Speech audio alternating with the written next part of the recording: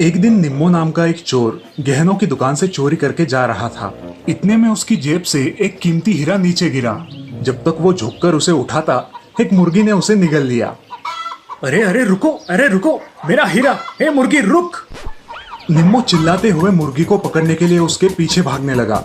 मुर्गी गली में और तेजी से भागने लगी। निम्मो भी उसके पीछे भागने लगा।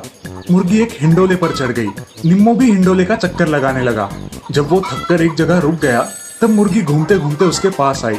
निम्मो ने झपट मार के उसे पकड़ लिया। लो डेक्कन क्वीन, आखिर तुम्हें पकड़ ही लिया।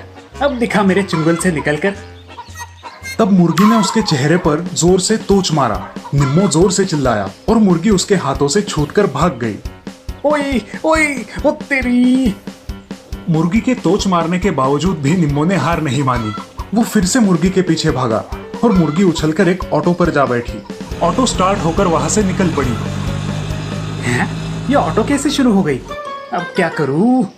ओह, साइकिल! निम्मो तुरंत वहां खड़ी एक साइकिल पर चढ़कर उसका पीछा करने लगा। उसने तेजी से साइकिल चला के उस ऑटो को पकड़ा।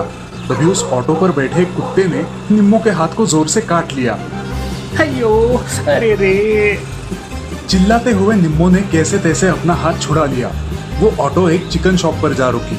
निम्मो भी साइकिल पर जाकर वहां उतरा। उस चिकन शॉप का मालिक मुर्गी को देखकर कहने लगा, अरे कहाँ घूम कर आई हो मेरी डेक्कन क्वीन? तुम्हें सवेरे से ढूंढ रहा हूँ।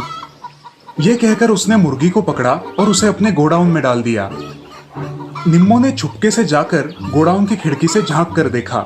वहां बहुत सारी मुर्गियां थी। हे भगवान, अब इसमें से हीरा निकलने वाली मुर्गी कौन सी है? निम्मो परेशान हो जाता है। इतने में वो मालिक गोडाउन को बंद करके वहां से चला गया। अगले दिन निम्मो उसकी प्रतीक्षा कर रहा था कि कब वो चिकन का गोडाउन खोलेंगे। मालिक ने शाम को दुकान खोला। निम्मो तिलमिलाता हुआ वहां आया। ये क्या, आपने सुबह से दुकान क्यों नहीं खोला? अरे भाई, ये मेरे लिए पार्ट टाइम बिजनेस है। मैं ऑफिस से लौट के शाम को सिर्फ 1 घंटे के लिए दुकान खोलता हूँ। जितनी मुर्गी बिक जाए उतना बेचता हूँ। इतने में वहां एक आदमी मुर्गी खरीदने आया। भाई साहब, एक अच्छी वाली मुर्गी देना। हाँ, 5 मिनट रुकिए।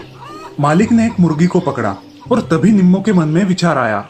ओह, अगर ये मेरी हीरे वाली मुर्गी होगी तो? ये सोचकर निम्मो उस मुर्गी को खरीद लेता है। ऐसे ही एक एक करके निम्मो सारी मुर्गियां खरीदता है और उन्हें कटवाता है, लेकिन उसे उसका हीरा नहीं मिलता। ओह, अब क्या करूं? देखिए, मुझे ये मुर्गियां पसंद नहीं आई है। मैं कल फिर आऊंगा और मुर्गियां खरीदूंगा। निम्मो का अजीब बर्ताव देख के दुकान मालिक अचरज में पड़ता है। क्या अजीब आदमी है, लगता है सठिया गया है। निम्मो हर रोज उस दुकान में आकर किसी और को मुर्गी खरीदने नहीं देता था और मुर्गियों को कटवा के उनमें हीरा ढूंढता था। आज जरा देर हो गई। किसी को मुर्गी नहीं बेची ना? किसी को नहीं बेचा, पर साहब बिरयानी बना रहे तो उनको मुर्गी मुफ्त में दे दिया। निम्मो ने तुरंत वहां बची हुई मुर्गियों को कटवाया, लेकिन उनमें हीरा नहीं मिला। यानी जो मुर्गी साहब लेके गए, उस मुर्गी ने हीरा निगला होगा। यहाँ साहब की पत्नी ने उस मुर्गी को काटकर बिरयानी बनाई। तभी निम्मो दाढ़ी मूछ लगाकर भेष बदलकर उनके घर आया। जी, आप कौन हैं? मैं सीआईडी अफसर सक्सेना हूँ। आपके घर एक केस के सिलसिले में आया हूँ। वो हीरे की चोरी का केस है ना? यकीनन ये उस निम्मो ने ही किया होगा। एक बार बस हाथ आ जाए, उसे जिंदगी भर जेल में ही सड़ता रहना होगा। निम्मो घबराकर बोला, ठीक है, मुझे बहुत भूख लगी है। बिरयानी हो तो खिलाइए ना। आप कैसे जानते हैं हमारे घर बिरयानी बनी है? ठीक है, आइए साथ में बैठ के खाते हैं बिरयानी। दोनों डाइनिंग टेबल पर बैठते हैं। साहब की पत्नी बिरयानी के बर्तन लेकर वहां आती है। निम्मो बेसब्री से उस बर्तन की ओर देखता है। साहब की पत्नी उसकी प्लेट में बिरयानी परोसती है। निम्मो उस प्लेट में हीरा ढूंढने लगता है। बिरयानी खाना छोड़कर क्या ढूंढ रहे हैं सर आप? कुछ नहीं, बस यही चेक कर रहा था कि चावल में कंकर तो नहीं है। निम्मो साहब की प्लेट छीन के उसमें भी हीरा ढूंढने लगा। बाद में बर्तन को भी छीन लिया और उसमें भी हीरा ढूंढने लगा। तभी साहब की पत्नी बोली, अजी मैं बताना भूल गई, जब चिकन को काटा तो उसमें से ये चमकता हुआ पत्थर मिला। हीरे को देखते ही निम्मो खुश हुआ। अरे, ये तो हीरा है। निम्मो को साहब और उसकी पत्नी शक की निगाह से देखने लगे और साहब ने तुरंत उसकी नकली दाढ़ी खींच ली।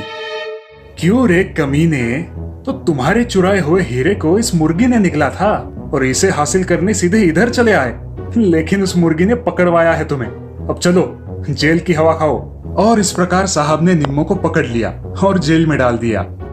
तो दोस्तों, इस कहानी से हमें यह सीख मिलती है कि झूठ कभी ना कभी दुनिया के सामने आ ही जाता है। इसीलिए हमेशा सच्चाई के रास्ते चलने में ही हमारी भलाई है।